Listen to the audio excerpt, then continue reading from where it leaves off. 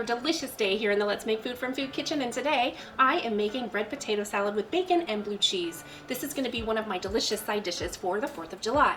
So what I've done is I've taken 3 pounds of red potatoes, and red potatoes hold up really well for this kind of dish. You want to use a waxy potato.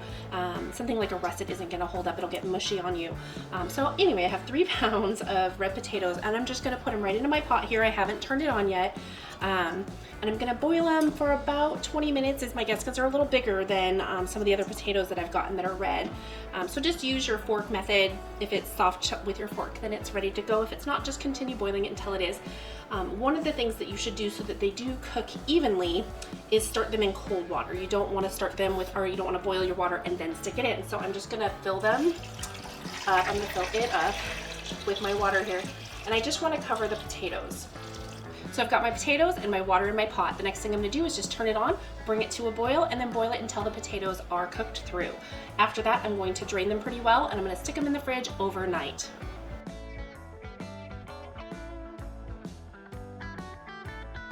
My boiled potatoes chilled overnight in the fridge, and we are ready to put everything together. I chopped them up into bite-sized pieces, as you can see here. I left this skin on, and that's optional. That's part of what gives it the color. But again, it's up to you. I have some ingredients here that are house-made. Our mayo, our bacon, apple cider vinegar, whole grain mustard. So those links will be down below to find the recipes for those. So all I'm gonna do is just get all of these ingredients in here. This is a half a cup of sour cream and a half a cup of my house-made mayonnaise. To our 3 pounds of potatoes, I'm gonna put in our bacon. Here comes our mustard, whole grain mustard. You can use Dijon mustard, you can omit the mustard. It just gives it a little bit of extra flavor. It's not a required ingredient, but it certainly is nice to have in there. And I'm gonna sprinkle our salt, that sea salt that I put in there today.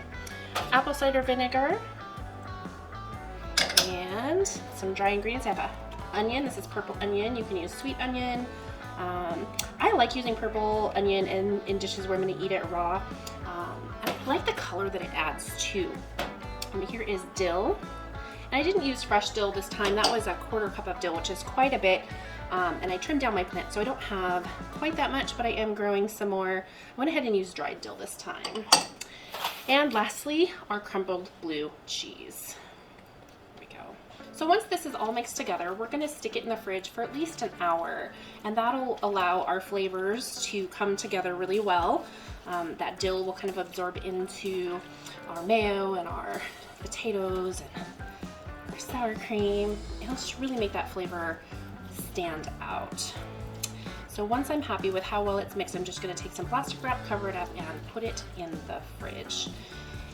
And as a reminder, with any salad that has a mayonnaise in it, you shouldn't leave it out, especially if you're having a picnic outside and it's hot and humid. You shouldn't leave it out unless you have it chilled somehow. So get a bigger bowl with some ice and make sure that ice comes up to the food level. Stir it up once in a while to keep it chilled. The eggs that I use in my mayonnaise are pasteurized, and I have a video that teaches you how to pasteurize your eggs. I will go ahead and put that link down below too. But that doesn't prevent you from getting sick if you leave your mayonnaise out, because it's still a raw egg. So just be careful. The last thing I want you to do on the 4th of July is get sick from your potato salad. Okay, this is looking really good. Everything looks really nice and blended together. I'm gonna give it a taste. If you wanted to, you could also add some pepper, some fresh cracked pepper. I can't even say fresh cracked pepper. There we go. Okay, I think that's about right.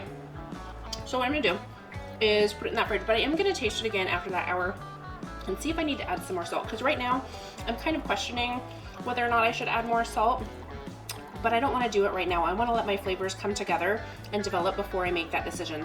Thanks for joining me here today. I hope you enjoyed this episode. If you do, you know what to do. It's that little like button with the thumbs up. I'd really appreciate your support. From my kitchen to yours, have a safe, fantastic, enjoyable, fun-filled 4th of July. That's one boy.